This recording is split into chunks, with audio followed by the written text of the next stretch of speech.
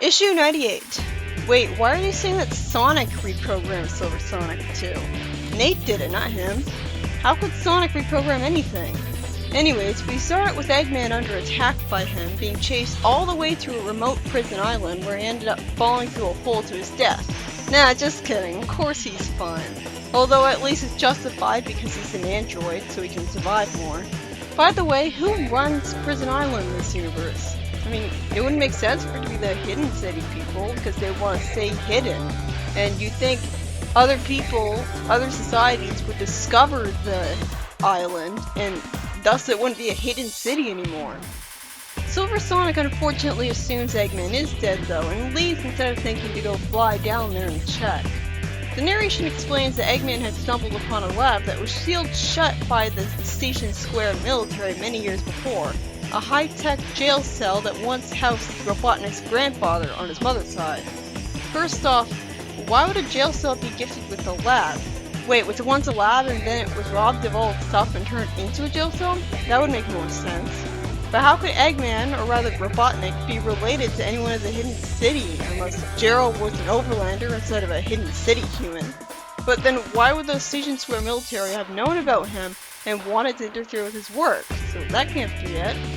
Also, if this is really Eggman's big entrance in Siren Gate, that's pretty pathetic on his part. In the game, he stormed that place in a walking mech, but here he literally just fell into a hole. So we discovered this information about Gerald in a data entry log which had once belonged to Gerald himself, a secret journal containing the destructive designs of a distorted genius. Wait, is it a data entry log or a journal? It's clearly a book that Eggman's all happy about, so it can't be a data entry log. As I reflect on how tired I've become of the constant narration making me feel disengaged from what's going on, although it is more realistic than having Eggman talk out loud, describing everything to us as the Captain Obvious. The narration says that Eggman had found a way to fight Sonic and take over Station Square, but it would take some time. Then we see text saying 1 week ago, and in the heart of Station Square's financial district, we see Shadow stealing a Chaos Emerald. Wait, shouldn't they have put 1 week ago at the start of the issue? Otherwise this text is implying that Shadow being free and stealing the emerald happened before Eggman found out about him. We also completely skip Shadow's badass introduction to Eggman, but I don't think a series of silent still images could do it justice. Better to just cut out the filler, I guess. Silver Sonic had tried to prevent Shadow from completing the theft, but ultimately failed. Does it get repaired? The case was then assigned to a human detective who knew that because it was an emerald that was stolen, he didn't have very long to solve this mystery. Apparently, 1 Chaos Emerald has enough power to power Station Square's artificial atmosphere for the next 50 years, even though they rely on 6 Super Emeralds to do that stuff. Okay, this time the President mistaking Shadow for Sonic makes more sense because he saw Shadow on colorless monochrome footage, but that doesn't change the fact that we can clearly see chest fur, so even if you can't see Shadow's stripes, the chest fur should make it obvious it's not Sonic.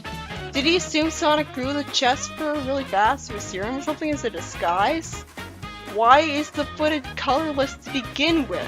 What, are they still in a silent era? Besides, even if it was Sonic, why wouldn't he just assume he had a very good reason for getting the emerald? He's a hero.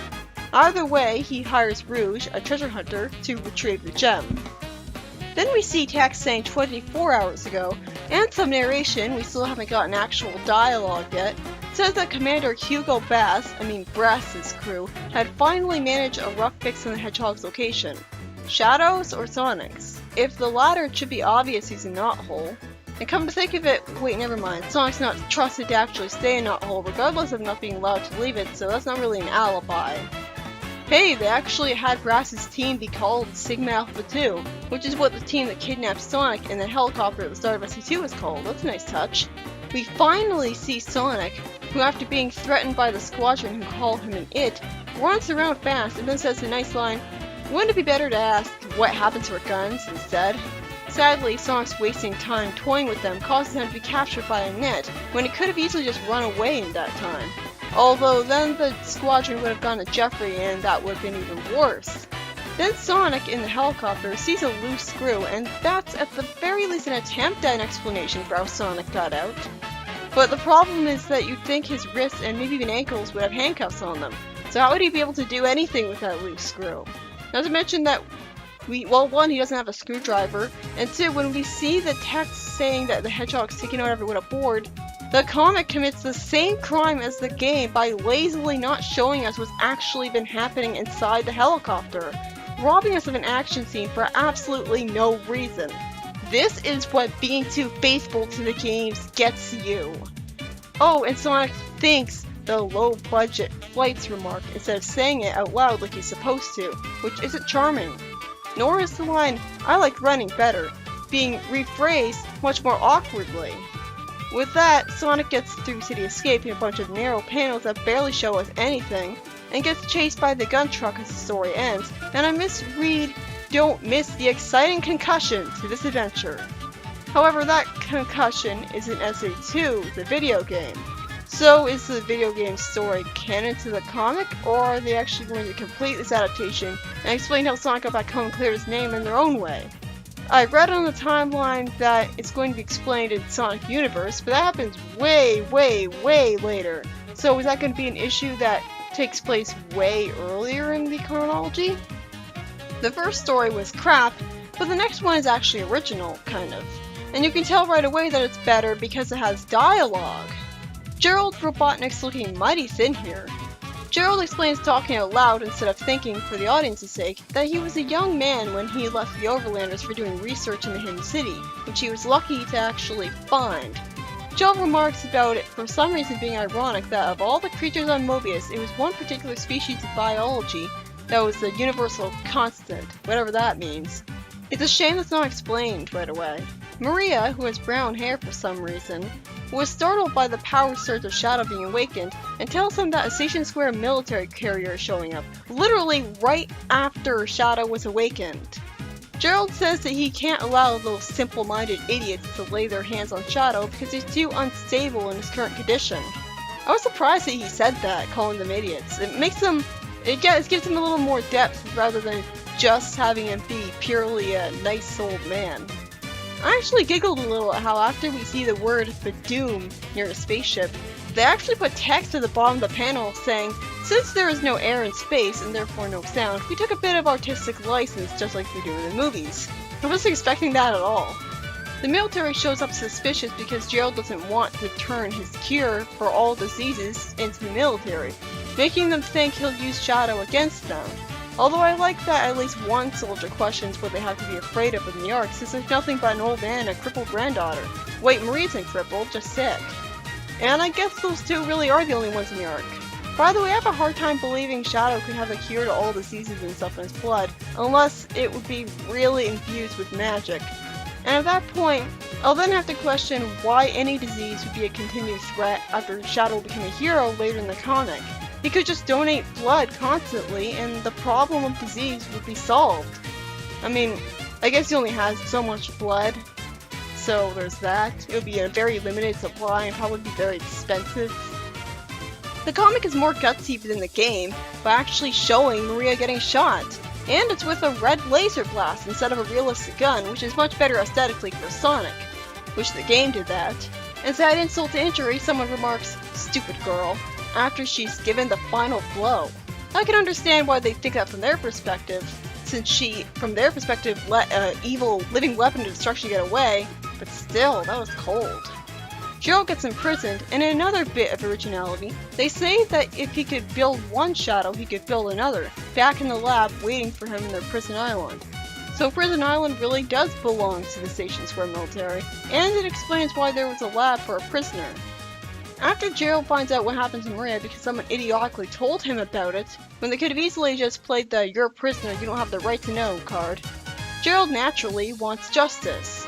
He not only reprograms the Ark to destroy the world with a laser, as a natural reversal of the whole he was trying to help the entire world with the cure for all diseases thing, but should anything happen to him, his biomatter downloaded into Shadow will ensure that Shadow will become his agent of revenge. I'm glad they explained this. But how does he put in Shadow when he doesn't have Shadow with him and never will again?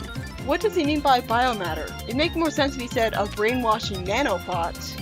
Then Gerald thinks that if the military uncovers his plans, a microchip will contain a complete record of everything for anyone who might follow in his footsteps. Why would he assume that anyone would want to follow in his footsteps? His goal is to destroy the world, and that's a goal he has as a personal goal for what happened to Maria, someone he knows. Why would he ever assume that someone would want to follow in his footsteps? It's just forcing him to arbitrarily give a microchip that would help Eggman for no reason. That's explained why nobody figured out what Gerald was doing despite him doing stuff right in front of them. His designs are way beyond anyone's current research, so no one can understand them. It's because of this that Gerald is told that because of the dangers his project imposes, it will be discontinued and he'll be executed immediately. So the only plot hole left is how Gerald's Eclipse Cannon death alteration that he made in his jail cell got all the way up to the Ark with no one to take it there, unless Eggman brought it there. Then it's ordered that they'll seal up Prison Island and abandon it.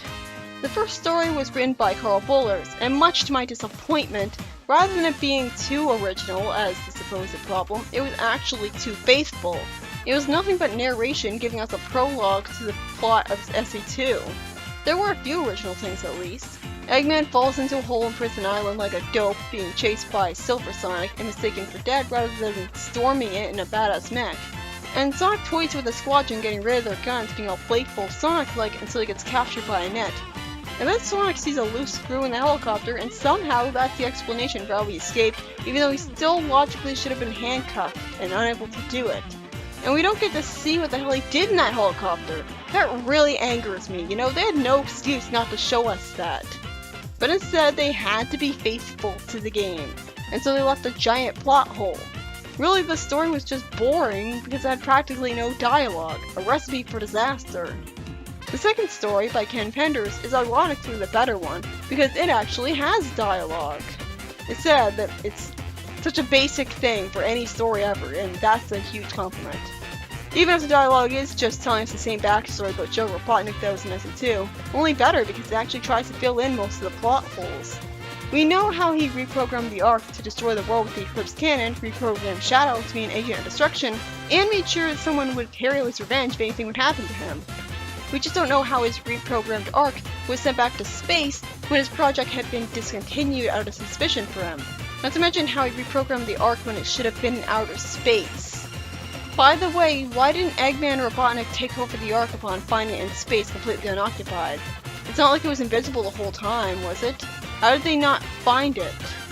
But yeah, this is an excellent comic adaptation of Gerald's backstory. It actually makes more sense than in the game by giving us extra details to clear things up. It's a shame it's not considered canon to the game though.